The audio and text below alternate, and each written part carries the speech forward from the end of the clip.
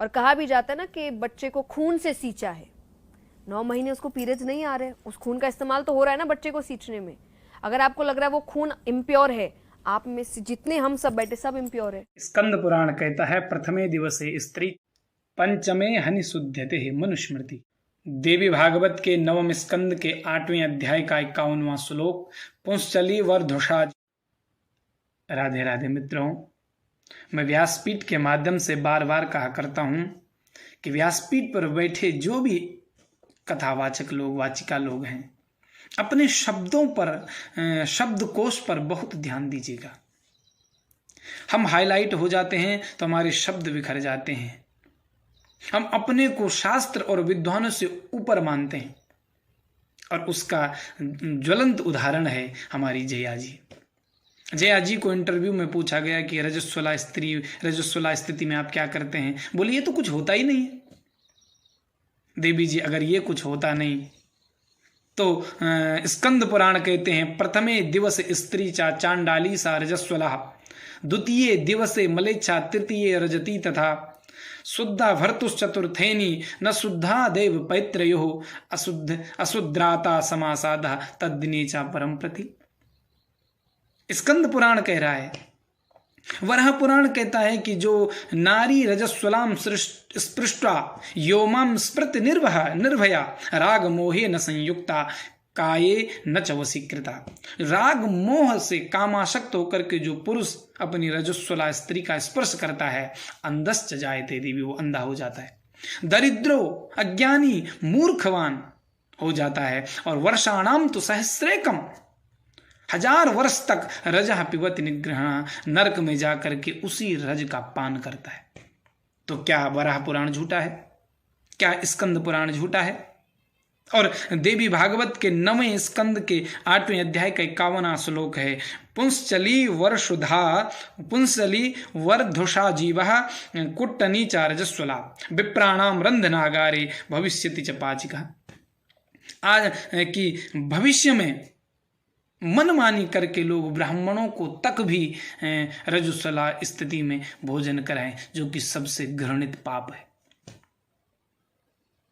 तो देवी जी, आपसे निवेदन करूं, आपने कहा कि 9 महीने जब गर्भ में बालक रहता है तो वो उसी खून से सिंचित होता है। जरूर, अगर आपकी बात मैंने मान भी ली कि उसी खून से सिंचित होकर के हम सब भी खराब हो जाते हैं, गंदे हो जाते हैं, तो आपको ये भी मालूम है कि जब बालक पृथ्वी पर आता है तो उसके 10 दिन तक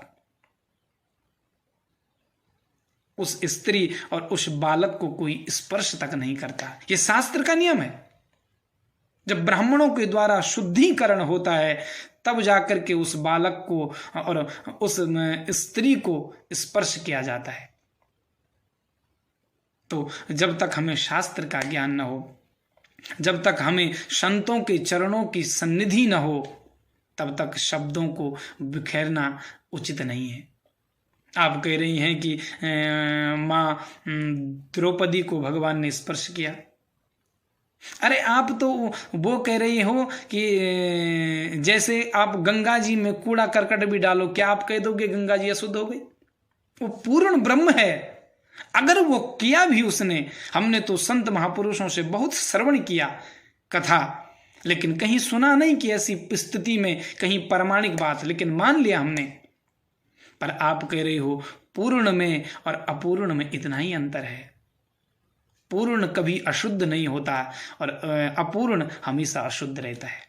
इसलिए आपसे निवेदन करूं कि आप ऐसी बातें न किया करें कि हमारा समाज, हमारे नौजवान पीढ़ी जो अभी अभी कुछ वर्षों से अपने धर्म के प्रति सजग हुए हैं, वो उनको एक ही सहारा है, वो है धर्माचार्यों का।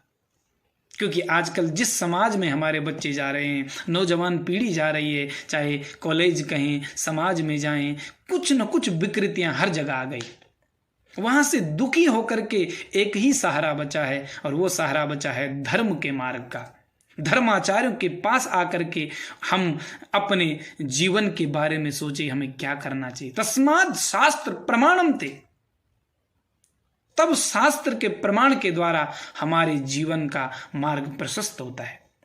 तो इसीलिए मैं जया जी के ज्ञान पर प्रश्नवाचक चिन्ह नहीं लगा रहा, क्योंकि हम खुद ही अज्ञानी हैं, पूर्ण कोई नहीं है। लेकिन कभी भी जीवन में पद मिल जाए, सम्मान मिल जाए, हाईलाइट हो जाए, तो अपने को सर्वस्व न माने, इसी निवेदन के साथ और एक बार सभी